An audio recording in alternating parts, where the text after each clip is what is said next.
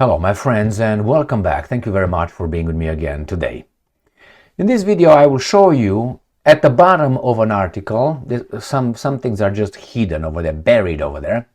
I will show you something that I have been yapping around for some time regarding Trump's first term. In Trump's first term, this was my claim. Trump did not accomplish many things. He tried to, but then the bureaucracy, the second echelon, and sometimes the first echelon, did not follow orders. That was my claim. A lot of people said, no. I gave you many examples. I will show you here in one article coming from my friends from CNN. In an article not related to this, it's just one paragraph. And that paragraph is going to show you, if you're not convinced, and I don't want you to be convinced, I want you to pay attention. I want to pay attention and verify, look for patterns, and then connect dots. I will show you how the second echelon simply refused to follow the directives coming from the boss. So let's say that you are in an institution and you are in charge and you have the managers or the directors in front of you of different departments, like Trump has, and he tells FBI or DOJ, I want you to do this, I want you to do this, I want you to do this. He's the boss. He has the checks and balances. But then he said, I want the American troops to be withdrawn from Syria, let's say. And the Pentagon must say, yes, sir. It's not up to you, motherfuckers, to keep over there. So it's up to the president. If he says, though, if he says that, it's an order, right? He's the commander-in-chief. He's the guy. And then the guys from the Pentagon leave the room and say, yeah, they don't do anything about it. Until Trump finds out, and then he fires a few generals from their positions, but not these generals. So they're still going to be in charge of something. And then he's going to appoint other weasels, other bureaucrats, second echelon, that again are not going to follow orders. And I'm giving you the example with the Pentagon is a slam dunk one. I can give you the one, if you want, with the border wall and others. But just to look at this one here, I'm going to show you how Trump wants to close the USAID department. And in this article, we find out that the directives that Trump sent to the department as the boss, there were people who tried to circumvent it. Like I told you maybe a week ago, when he issued that executive order regarding DEI, diversity, equity, inclusion. They will name it differently. They would use euphemisms under his nose. That's what's going to happen, and this is a great example for you to use to connect dots, to make patterns. Here is the article coming from CNN. And obviously, a lot of things that you find in life are not necessarily related to the issue at hand. In a conversation, let's say you have an argument with your wife or with your husband, and you have an argument regarding, I don't know, the price of, why did you pay this much for that? And in a conversation, she slips out that, yeah, I was with John at the marketplace. Huh? And then you find out she went with John to the marketplace. In the conversation, unrelated to John. It was about the price of eggs that she bought from the marketplace. Things like this, you just come out and say, I didn't, too late, baby doll. How's that? The ship sailed already. So the same here. Many things you're going to find out from these media operatives in their reports, in their, how you want to call them, statements, in their piece of shit they write. You're going to find things that they did not release, they did not disclose in the articles pertaining with the issue. Because if you speak with your wife or whatever you got and talk about who were you with at the marketplace, that's the subject where she said, I met John, I went with John, he drove me over there, he did this. He's not going to say that. He's going to say, well, I was alone. But then in a different conversation after about 5 days about the price of the eggs, she's going to say that. That's the same thing here. I saw that in Ukraine many, many times. So here, Elon Musk said Donald Trump agreed USAID needs to be shut down. And Donald Trump said that the USAID is led by a bunch of lunatics.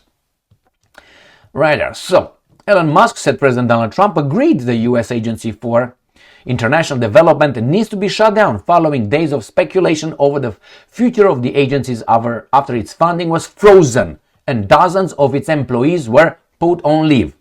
And I'm quoting, with regards to the USAID stuff, I went over it with the president in detail, and he agreed that it should be shut down, Musk said. All right, Musk said to check with Trump a few times, tra-la-la, and here is what he said. Trump told reporters, it's been run by a bunch of radical lunatics, and we are getting them out. And then we'll make a decision, end quote.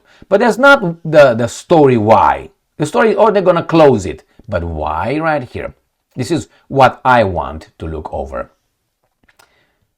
Around 60 senior USAID staff were put on leave last week on accusations. Accusation is not evidence. It's just someone said something and they have some evidence to support the accusation. Accusations of attempting to circumvent Trump's executive order to freeze foreign aid for 90 days.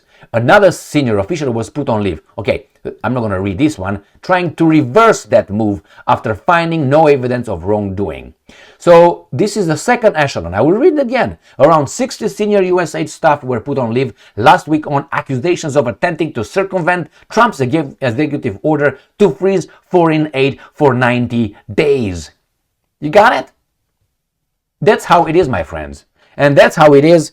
I knew how it was and how it's going to be right now, let's say in Michigan Department of Health and Human Services. They will continue, but that's not a federal government institution. It's a state government. So unless the imbecile governor does something, and she will not, to change something, the policies in the federal government, you're going to have people trying to circumvent it. I made a video, again, a week and a half ago with, what was that department? Was it in FBI, I think it was?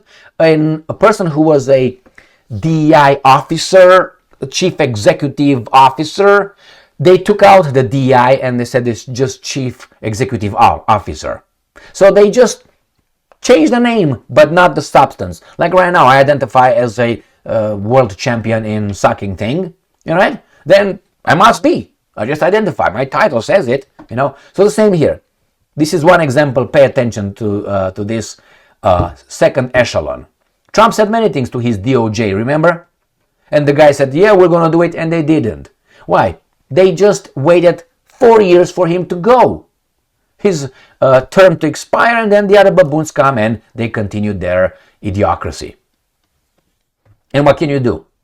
You have to put in people that you trust. But let's say you put the chief of the department. So you're right here, you're the director. And you have chiefs of certain departments. And the chiefs, they have their own chiefs. Like a marshal has generals, the generals has colonels, colonels has captains, and then majors, and so on.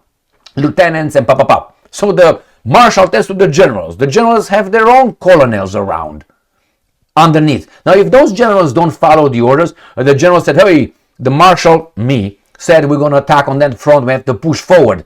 And the general, who is my guy, said, yes sir, we're going to do it.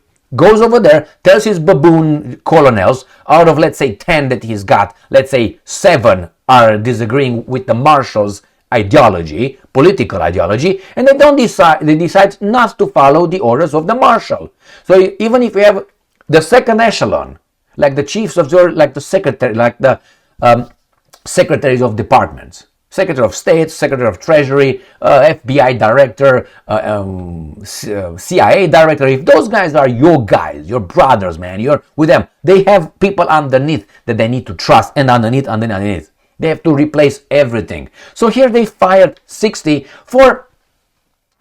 That's exactly what happened in many instances, I suspect, in the US government in Trump's first term. He was... how do you call that? Not hijacked.